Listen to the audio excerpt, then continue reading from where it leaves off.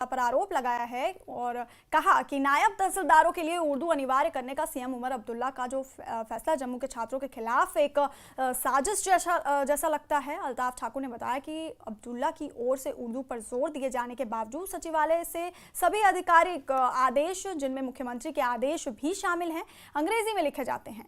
उन्होंने national conference के press नोटों की भी अंग्रेजी में होने के लिए आलोचना की।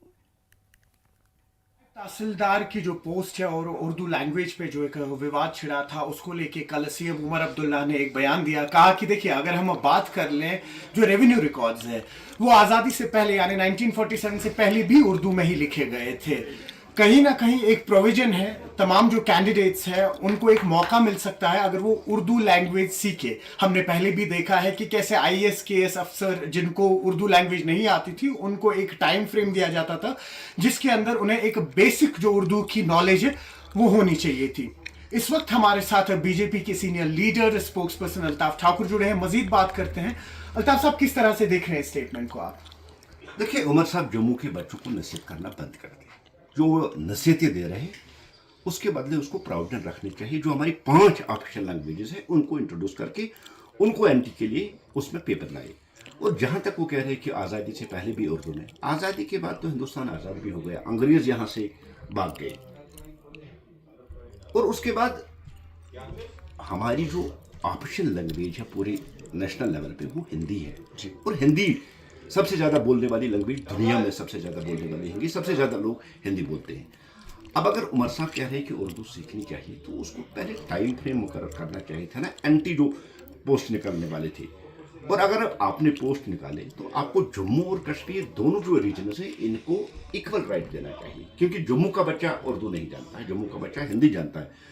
और मैं उमर साहब से सवाल करना चाहता हूँ, आपके कश्मीरी कितने बच्चे उर्दू लिखना जानते हैं? बोलना तो सभी जानते हैं लेकिन लिखना कोई नहीं जानता है। ये एक बहुत बड़ी साजिश थी जम्मू के खिलाफ, जम्मू के बच्चों के खिलाफ बहुत बड़ी साजिश थी, क्योंकि उमर साहब को जो मैंडेट मिला है वो कश्मीर से मिला है। इसलिए एक खिते को वो नौकरी देना चाहता था और एक खिते को इससे वो वंचित रखना चाहता, दूर रखना चाहता था। हमें उर्दू से कोई प्रॉब्लम नहीं किसी भी लैंग्वेज से, और ना हम उर्दू को किसी मजहबी लैंग्वेज के साथ जोड़ते हैं। जिस तरह से कल एक और लीडर का स्टेटमेंट आया था महबूब जी का, जैसे उन्होंने उर्दू को मुसलमान लैंग्वेज बता दिया और हिंदी को हिंदू का लैंग्वेज। जम्मू कश्मीर की 5 ऑफिशियल लैंग्वेजेस है, हिंदी भी है, उर्दू भी है, डोगरी भी है, कश्मीरी भी है और इंग्लिश भी है। और उमर साहब जो सेक्रेटरीट में बैठे हैं, ऑफिस में लिखते, क्या वो उर्दू में लिखते? वो तो इंग्लिश में लिखते हैं। उसका सेक्रेटरीट इंग्लिश लैंग्वेज लिखता है, उसकी लेटर इंग्लिश लिखती है, उसके पर्सनेजेस उसके पार्टी के इंग्लिश में आते हैं। पहले वो अपने पार्टी में उर्दू इंट्रोड्यूस करे, फिर वो जम्मू के बच्चों को नसीहत देना शुरू करे। बहुत शुक्रिया। न्यूज़ 18 के लिए आफाक शाह के साथ श्रीनगर से मैं सरोज कपूर।